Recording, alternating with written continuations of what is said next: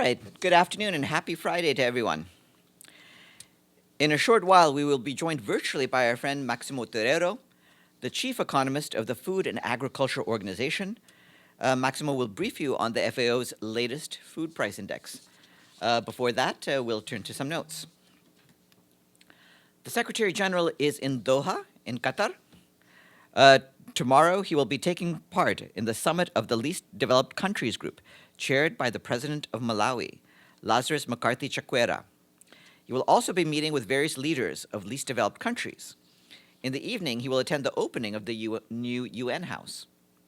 And on Sunday, he will address the opening plenary of the 5th Conference on Least Developed Countries, also known as LDC 5, where he will call for the implementation of the Doha Plan of Action, which was adopted during the first part of the LDC 5 conference in March last year. He will stress that we don't have a moment to lose, as least developed countries are being stranded amidst a rising tide of crisis, uncertainty, climate chaos, and deep global injustice. And he will call on developed countries to live up to their commitment to provide least developed countries with development and climate assistance, among other measures. Turning to Ukraine, our humanitarian colleagues tell us that intensive hostilities continue to be reported near Bakhmut town in Donetsk Oblast. Several thousand residents, including dozens of children, remain in the city, according to our partners on the ground and local authorities. Due to the security situation, the few partners remaining on site are focusing on the evacuation of the most vulnerable people. At the same time, we're receiving reports about new attacks in different parts of the country, where civilians were killed and injured. In Zaporizhia city, at least 5 people were killed and 10 more are missing due to an airstrike, destroying a 5-story residential building, burying people under the debris, according to the government. Humanitarian partners on the ground provided the affected people with hot meals, blankets, sleeping bags, food, and hygiene kits. They've also provided counseling and helped them to find a place to stay in shelters. Partners will also support the families with cash assistance. The humanitarian coordinator, Denise Brown, expressed her regret that more than 20 civilians lost their lives in the Kherson region. She also voiced concern about volunteers and aid workers getting injured while trying to support people impacted by the war. From the response side, on the 3rd of March, a UN interagency convoy delivered blankets, bedding and kitchen sets, hygiene items, and solar lamps to cover the basic needs of about 4,500 residents in the Stanislavska community in the Kherson region, which has been severely affected by the hostilities in late 2022. The supplies were provided by the International Organization for Migration, the UN Refugee Agency, and UNICEF. Today, 22 truckloads of aid from the World Food Program and UNICEF crossed into northwest Syria. In total, 557 trucks have crossed since the 9th of February. The UN has carried out 18 interagency cross-border missions to northwest Syria since the first interagency visit to Idlib on the 14th of February. Yesterday, a joint OCHA-UNICEF delegation carried out a mission focused on gender and accountability to affected people, including a field visit to a site for internally displaced persons in Kelly Mountain and to Al-Aman Hospital in Sarmada, northern Idlib. Our humanitarian colleagues also tell us that over 105,000 households have reportedly been displaced following the earthquakes. Many are staying with host communities or going back to their inhabitable homes, making it very difficult to estimate the total number of displaced. The UN is currently supporting structural damage assessments of affected buildings to help facilitate families' return. Longer-term shelter operations are also being identified for families that cannot return to their homes due to the scope of the damage. The $400 million Syria earthquake appeal has so far received $173 million, or 43.5% of the funding required. Our peacekeeping mission in Mali, MINUSMA, commends the unanimous adoption of amendments to the electoral law by the National Transitional Council. Our colleagues say that this is an important step towards the operationalization of the new body in charge of managing elections in the country, the Independent Authority for the Management of Elections.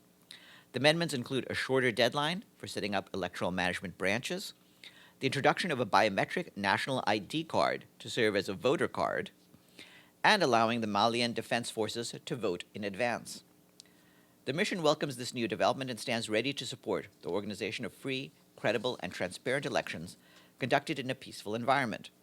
The mission also encourages prompt action towards defining the boundaries of the new administrative and electoral constituencies, in line with the recently adopted legislation on Mali's territorial reorganization. Today, in a statement, the humanitarian coordinator for Somalia ad interim, Magata Guise, said that he is extremely concerned about the humanitarian impact of the fighting in Las Kanud, in the disputed Sul region. According to the UN mission in Somalia and the UN Human Rights Office, between the 28th of December and the 28th of February, the violence killed at least 80 people and injured a further 451 among those not fighting, including medical personnel. Mr. Guise noted that with the fighting now in its fourth week, more than 185,000 people have reportedly been displaced, and hospitals have been damaged, jeopardizing access to essential care for the wounded. He called for respect for humanitarian and medical workers, respect for medical facilities and services, and to allow the wounded and sick to receive the medical care and attention required by their condition without discrimination. Mr. Guise also called for unhindered humanitarian access to all those in need. As you may have seen, the Pacific island nation of Vanuatu has declared a state of emergency in areas affected by Category 4 Tropical Cyclone Judy, which hit the island nation 2 days ago. The scale of the damage caused by the cyclone has yet to be determined. On behalf of the humanitarian community in the Pacific, the Office for the Coordination of Humanitarian Affairs, through the resident coordinator in Fiji, has offered support to the government. Now, a second cyclone, a Category 3 system, Tropical Cyclone Kevin, is bearing down on the group of islands with the potential to affect 95% of the population. In addition to this, 2 earthquakes were recorded off Vanuatu's largest island. No tsunami was reported. UN staff are on the ground and have pre-positioned aid. According to a new assessment released today by the UN Office on Drugs and Crime, increasingly sophisticated and high-caliber firearms and ammunition are being trafficked into Haiti. The assessment adds that Haiti remains a transshipment country for drugs, primarily cocaine and cannabis entering by boat or plane at public, private, and informal ports, as well as clandestine runways. The UN ODC assessment also provides an overview of international, regional, and national responses to date, in particular efforts to increase support to Haiti's law enforcement and border management. UN ODC highlights the need for comprehensive approaches encompassing investments in community policing, criminal justice reform, and anti-corruption. And it's available online. Today is World Wildlife Day, and this year's theme is Partnerships for Wildlife Conservation, honoring the people who are making a difference. In his message for the day, the Secretary General notes that 1 million species teeter on the brink of extinction due to habitat destruction, fossil fuel pollution, and the worsening climate crisis. He emphasizes that we must end this war on nature, adding that the good news is that we have the tools, the knowledge, and the solutions. And Sunday is the first ever International Day for Disarmament and Non-Proliferation Awareness. In a message, the Secretary General stresses that nuclear, chemical, biological, and unpredictable autonomous and other indiscriminate weapon systems have no place in our world.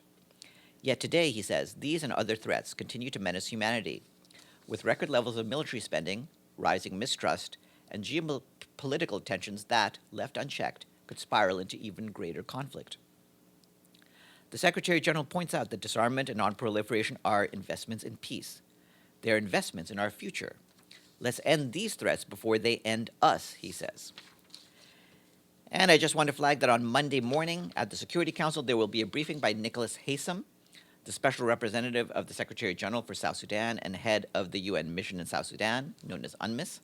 Mr. Haysom will also be available to answer your questions at the Security Council stakeout after the briefing. And are there any questions for me before we go to our guest? Yes, Edie.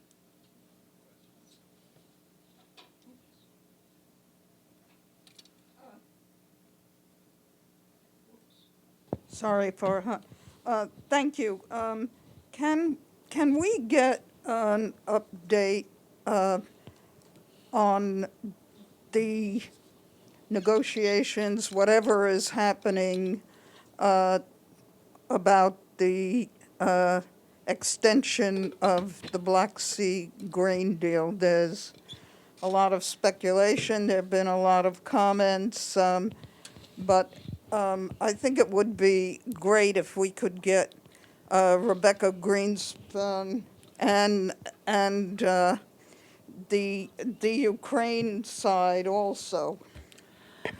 We may have some further information Griffiths. for you in the coming days on this, but for now, the idea is that we're trying to allow for a discreet diplomacy to be conducted, just to make sure that everything remains on track.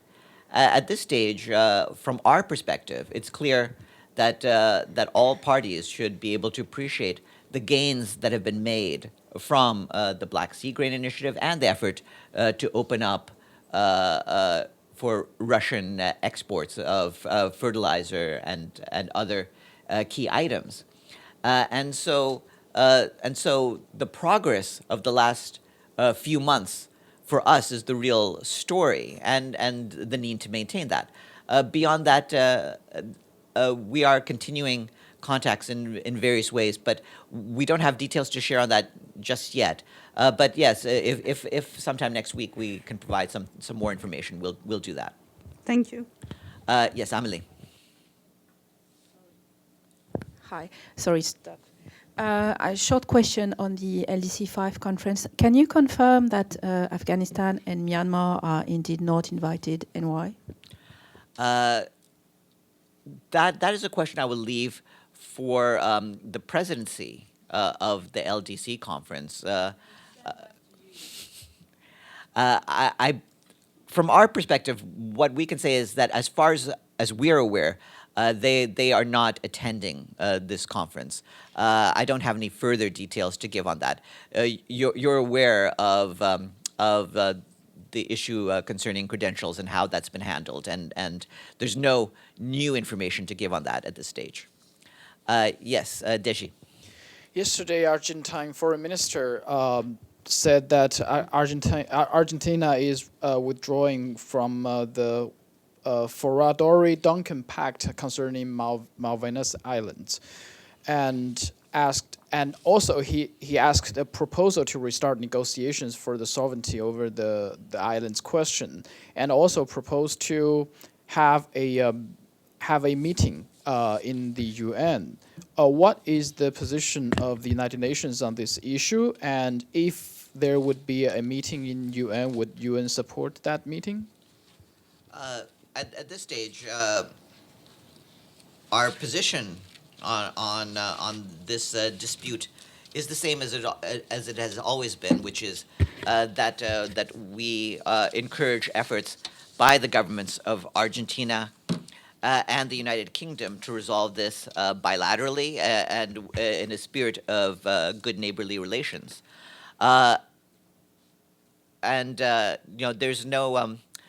There's no meetings here scheduled at present, but if that changes, we'll let you know. A follow-up. If I remember correctly, there is a resolution from the General Assembly on this. On this issue to urge both parties to resume talks, right? Yes. Okay. Yes, I believe that's the case, and we encourage that from the side of the Secretary General as well. And if there are no further questions, I will now turn to our guest, Maximo Terrero.